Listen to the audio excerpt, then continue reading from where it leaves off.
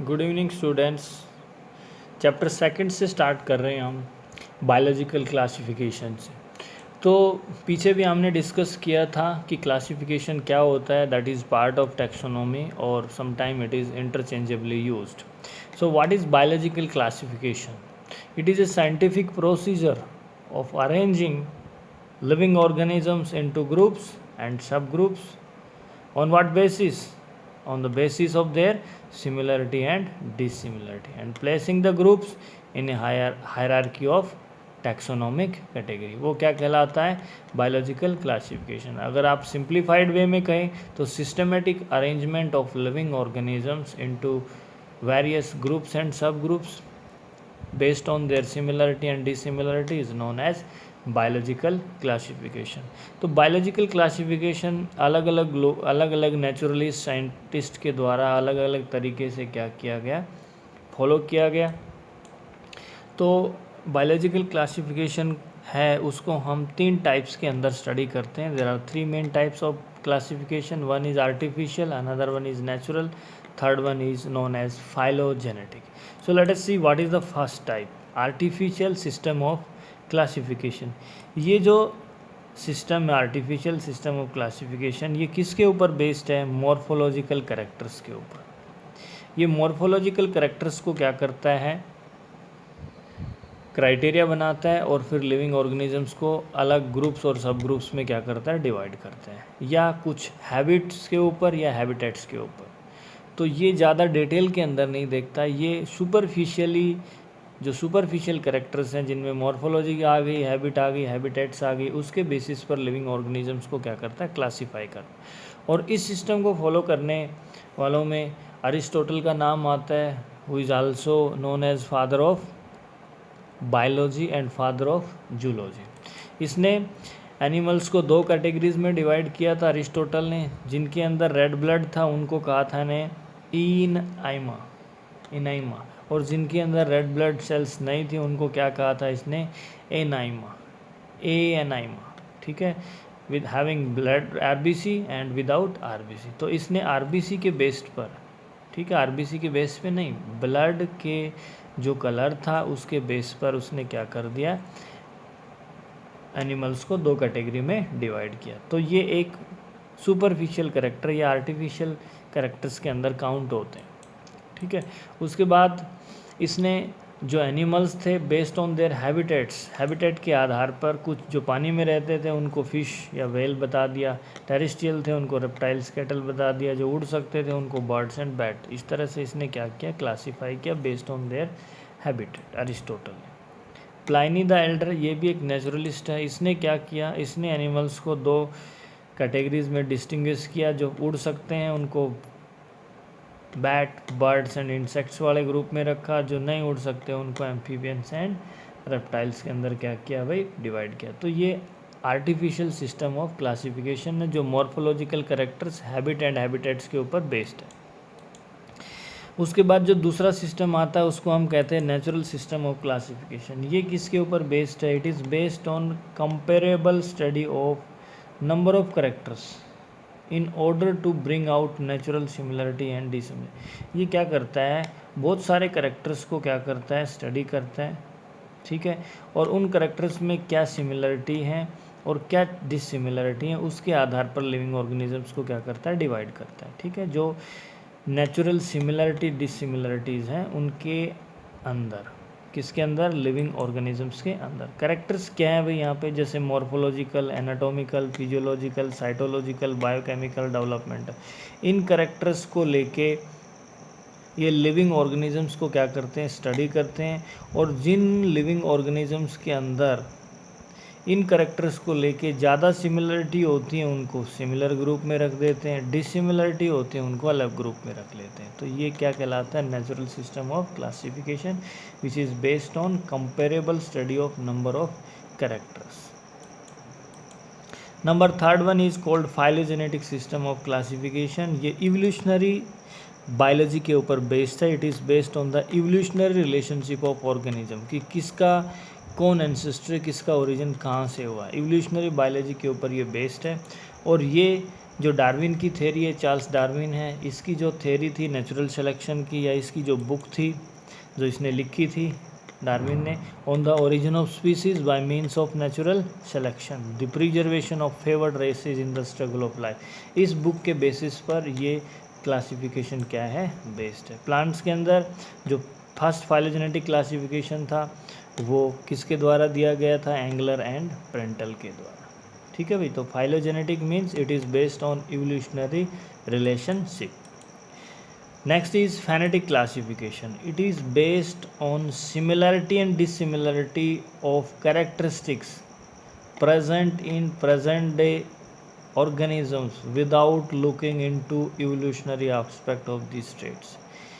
ये phonetic classification जो आज के जो करेक्टर्स हैं, प्रेजेंटली जो करेक्टर्स प्रेजेंट हैं प्रेजेंट ऑर्गेनिजम्स में, उनके बेस पर ये क्या करता है, क्लासीफाई। ये इवोल्यूशनरी एस्पेक्ट्स में नहीं जाता, ये इवोल्यूशनरी एस्पेक्ट्स के ऊपर बेस्ड नहीं है। ये किसके ऊपर बेस्ड है, प्रेजेंट कैरेक्टरिस्टिक्स क्या है किसके अंदर, जो आज जो ऑर्गेनिज्म प्रेजेंट है उनके अंदर, उसके ऊपर ये बेस्ड होता है फेनेटिक क्लासिफिकेशन। ये क्लासिफिकेशन जो सिस्टम है ये किन किन ब्रांचेस से सपोर्ट लेता है, साइटोटैक्सोनॉमी के ऊपर बेस्ड है, ये कीमोटैक्सोनॉमी के ऊपर बेस्ड है, न्यूमेरिकल टैक्सोनॉमी के ऊपर बेस्ड है, और क्लैडिस्टिक टैक्सोनॉमी के ऊपर भी क्या है, बेस्ड। Number 1 is cytotaxonomy. क्या होती है cytotaxonomy, cyto means cell, cell का जो डिटेल स्ट्रक्चर है उसके बेसिस पर ये क्या करता है, लिविंग ऑर्गेनिजम्स को क्लासीफाई करता है। So it is based on cytological studies, number of chromosomes, structure of meiotic behaviour of chromosomes. तो ये मोस्टली जो सेल के अंदर जो क्रोमोजोम्स हैं, ठीक है, सेल का जो बिहेवियर है उसके ऊपर ये क्लासिफिकेशन क्या है, बेस्ड है। Number 2 is कीमोटैक्सोनॉमी। Chemo means chemical या बायोकेमिकल सिस्टमेटिक्स भी कहते हैं। ये कौन कौन से बायोमोलिक्यूल्स बायोकेमिकल प्रेजेंट्स हैं डिफरेंट लिविंग ऑर्गेनिजम्स के अंदर, उनके अंदर सिमिलरिटी क्या है, डिसिमिलरिटी क्या है, उसके आधार पर ये क्लासीफाई करता है। So this system of classification is based on characteristics of various chemical constituents of organisms like amino acids.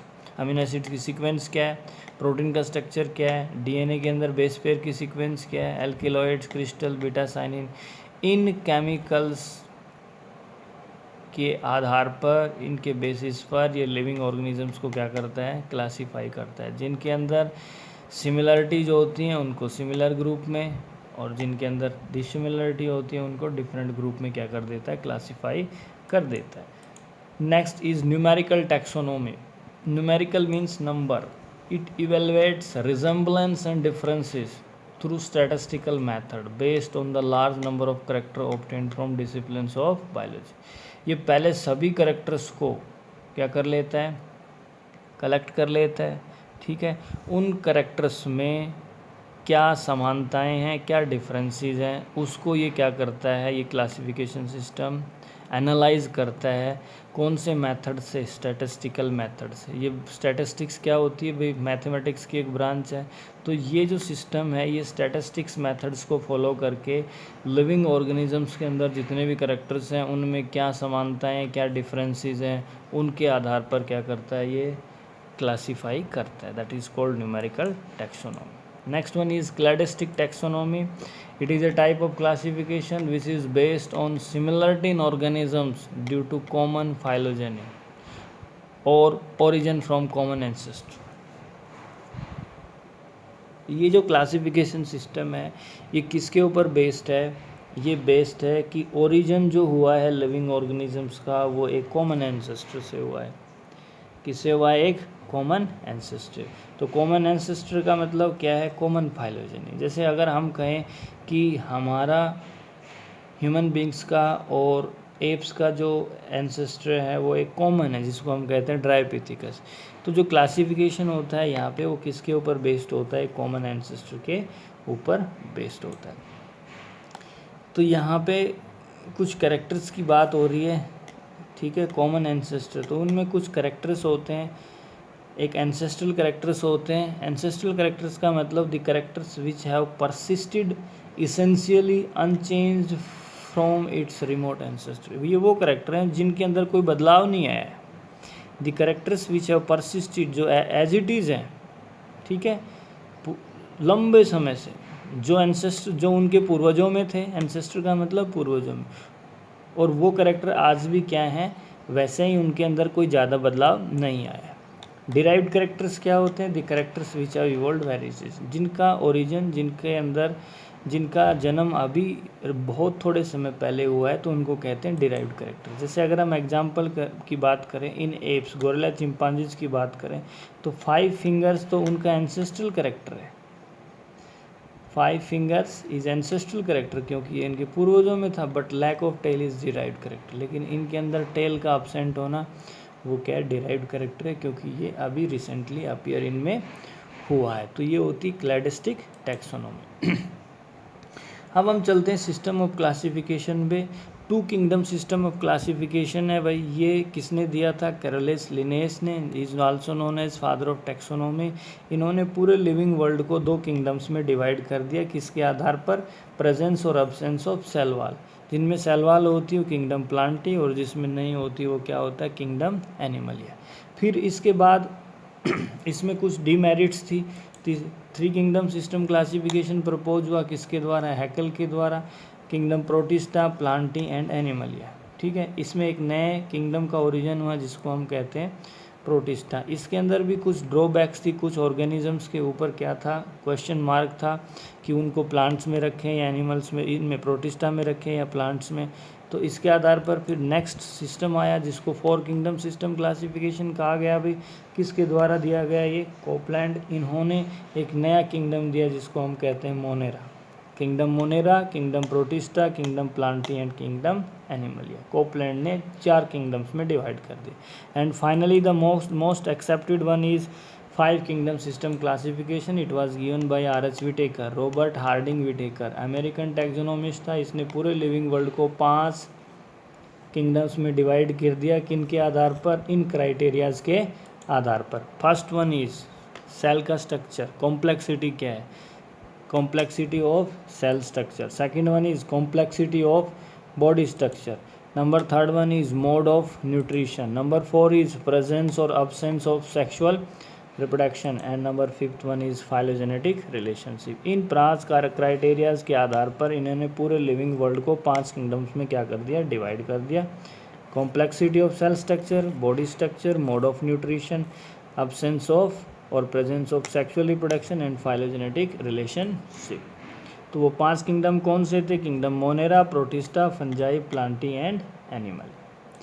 तो इन्होंने किस तरह से डिवाइड किया, ये बड़ा इंपॉर्टेंट डायग्राम है। ये कैरेक्टर्स थे, ये क्राइटेरिया थे। कॉम्प्लेक्सिटी ऑफ सेल, ये डायरेक्शन ऑफ इवोल्यूशन है। सिंपल से किस तरफ जा रही है भाई? कॉम्प्लेक्सिटी की तरफ जा रही है। कॉम्प्लेक्सिटी ऑफ सेल की बात करें, अगर सेल क्या है? प्रोकैरियोट्स है। प्रोकैरियोट्स का मतलब वेल डिफाइंड न्यूक्लियस क्या है? अब्सेंट है। तो वो कौन सा किंगडम होगा? मोनेरा। अगर उनमें डिफाइंड न्यूक्लियस है तो क्या कहेंगे उनको? यूकैरियोट्स। तो ये बात किसकी हो रही है? Complexity of cell. Cell prokaryote है या यूकैरियोट? अगर प्रोकैरियोट है तो किंगडम मोनेरा है, अगर यूकैरियोट है तो क्या? किंगडम प्रोटिस्टा है। अब हम चलते हैं कॉम्प्लेक्सिटी ऑफ ऑर्गेनिजम्स की तरफ, ठीक है।